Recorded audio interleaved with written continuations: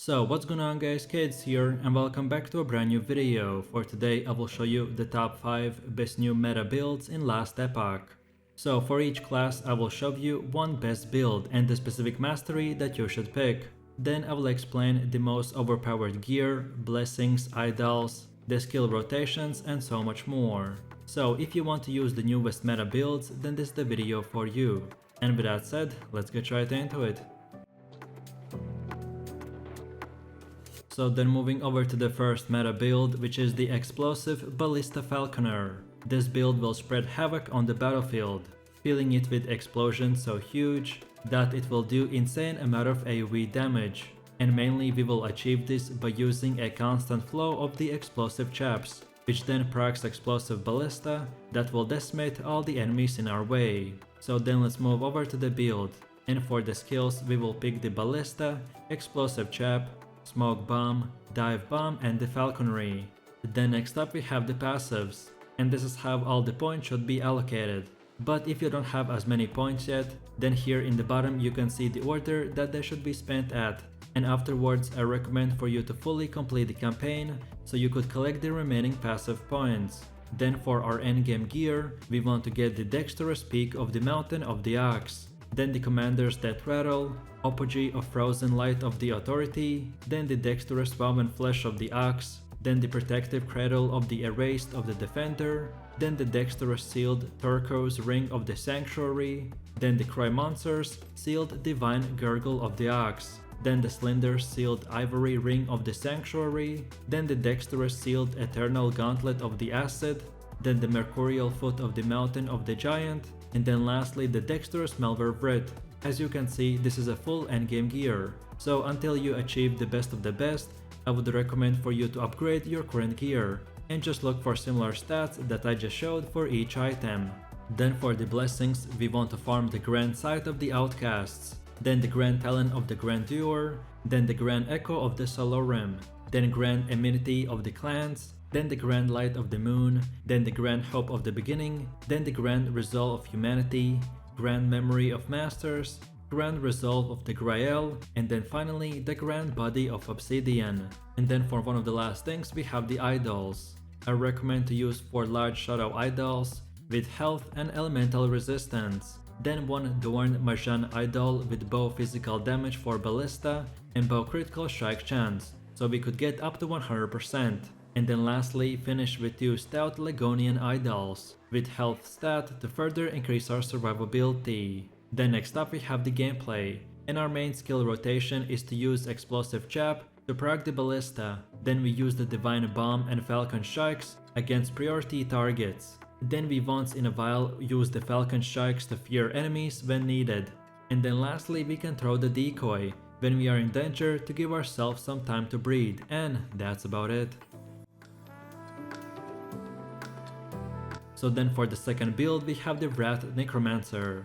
This build will use Summon Wrath and Summon Volatile Zombie skills to summon a horrifying minion army that will destroy your enemies. Because we will get fire projectiles, so that means that our gameplay will look very fun. As well, we will be able to see massive barrages of fire going around all across our screens. So then with that said, for our skills, we will use the Summon Wrath, Drain Life, the Red Shade, Summon Volatile Zombie and Chance Plant. Then next up we have the passives, and this is how all of our points should be allocated. But if you don't have as many points yet, then here in the bottom you can see the order that they should be spent at. And afterwards I recommend for you to fully complete the campaign so you could collect the remaining passive points. Then for the endgame gear, we want to get the Vital Sealed Remnant Mask of the Defense, then the Commander's Logis Hunger, then the Aberrant Call of the Coven, Acolyte Sealed Remnant Plate of the Fortification, Ursine Sealed Turkish Ring of the Endurance, Commander Sealed Praetorian Belt of the Ox, Ursine Sealed Turkish Ring of the Life, Shades Jewelrous Obsidian, Vital Sealed Solarium Graves of the Fortification, and the Shades Twisted Heart of the Onkeros. As you can see, this is a full endgame gear, so until you achieve the best of the best, I would recommend to upgrade your current gear and look for similar stats that I just showed for each item. Then for our blessings, we want to farm the Grand Winds of the Fortune, Grand Slumber of the Morditas, Grand Memory of Light, Grand Chill of Death, Grand Bastion of Divinity, Grand Hope of the Beginning, Grand Resolve of Humanity, Grand Knowledge of Skill, Grand Bulwark of Thunder, and Grand Body of Obsidian. And then finally we have the idols. I recommend to get 2 Adorned Immortal Idols, with a chance for summon Wraith to summon a Flame Wrath instead.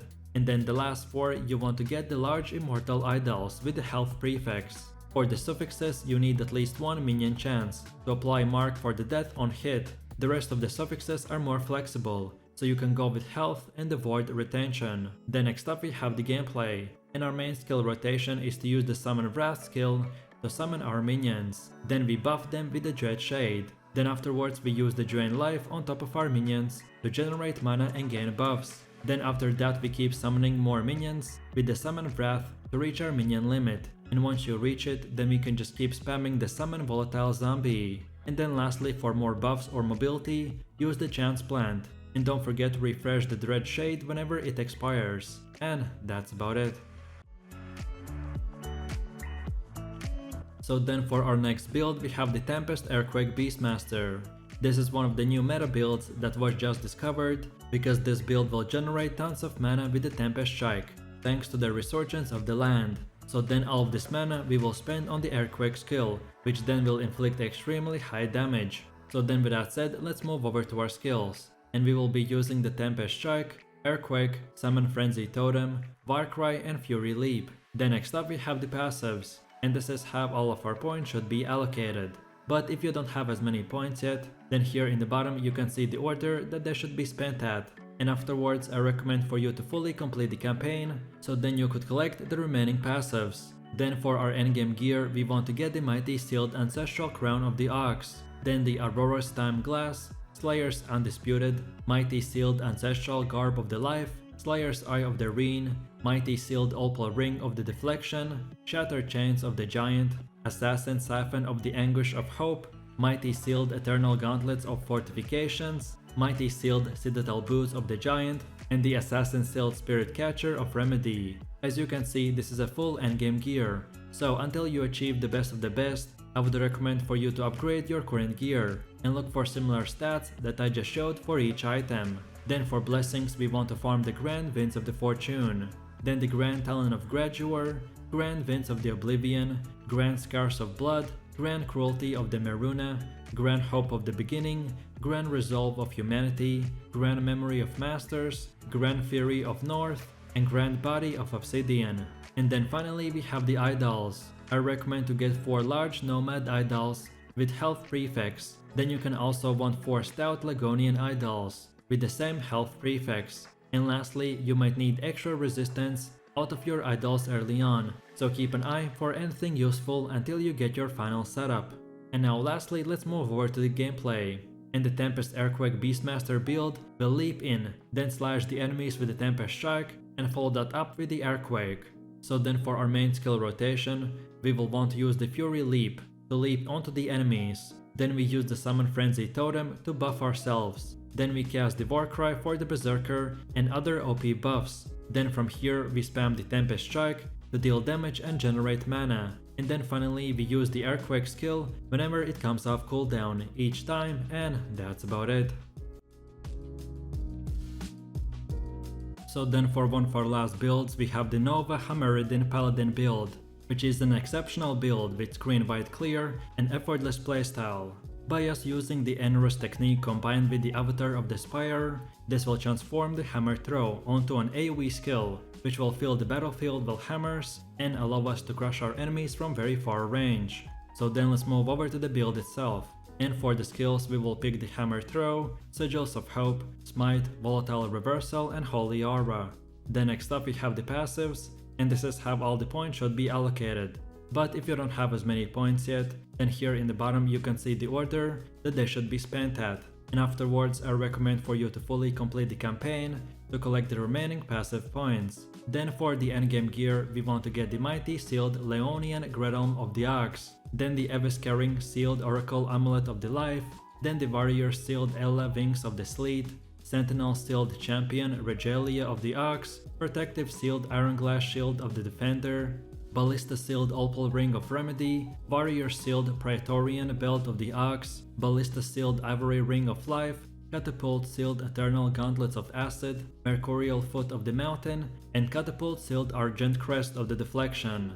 As you can see, this is a full endgame gear, so until you achieve the best of the best, upgrade your current gear and look for similar stats that I just showed for each item. Then for blessings, we want to farm the Grand Winds of Fortune, Grand Slumber of Mordidas, Grand Wrath of the Ryan, Grand Scars of Blood, Grand Crash of the Waves, Grand Hope of the Beginning, Grand Cruelty of the Strength, Grand Memory of Masters, Grand Bones of Eternity, and Grand Body of Obsidian. And then finally we have the idols.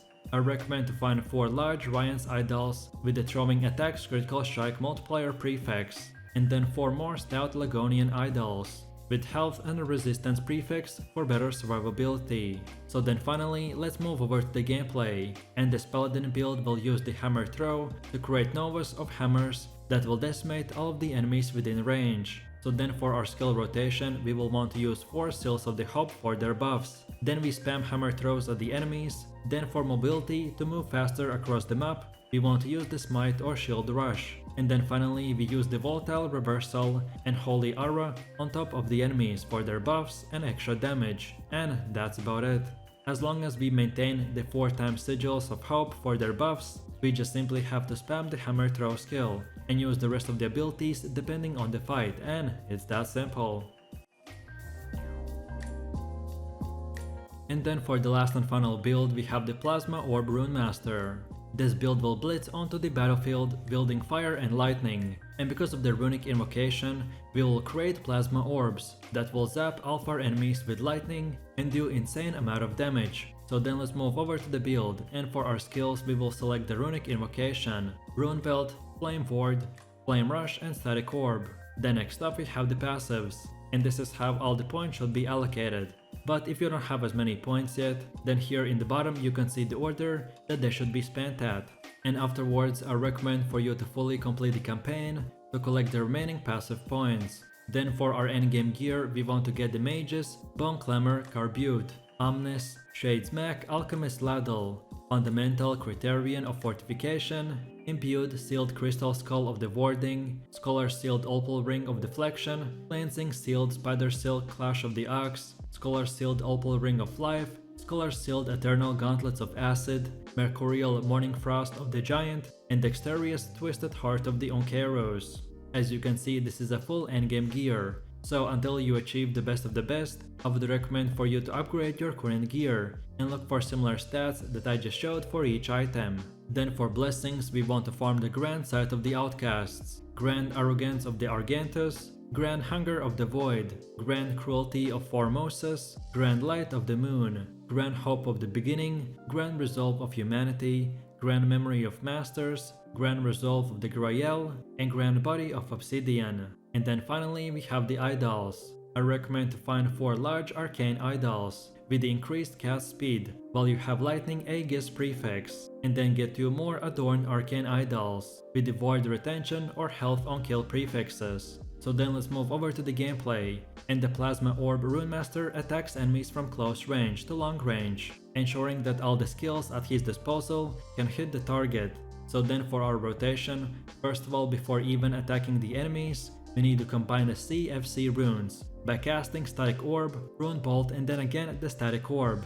Then after this we want to cast the Revonus Frostguard with the Runic Invocation, then cast Plasma Orb 2 times by combining the FLF runes with the Rune Bolt, Lightning Blast, and Rune Bolt again, and then casting the Runic Invocation. Then now with Plasma Orbs orbiting you, you can now engage the enemies. So now we only attack enemies by using the Flame Rush to move around the map and use the Static Orb, which will provide you with multiple buffs. Then cast more Plasma Orbs between Flame Rush uses, and ensure that all of these things orbiting you don't go down. So keep a track of your mana and recast Rune Bolt and Revonus Frostguard, and keep using the Flame Rush with all of our massive buffs on top of us, and that's about it.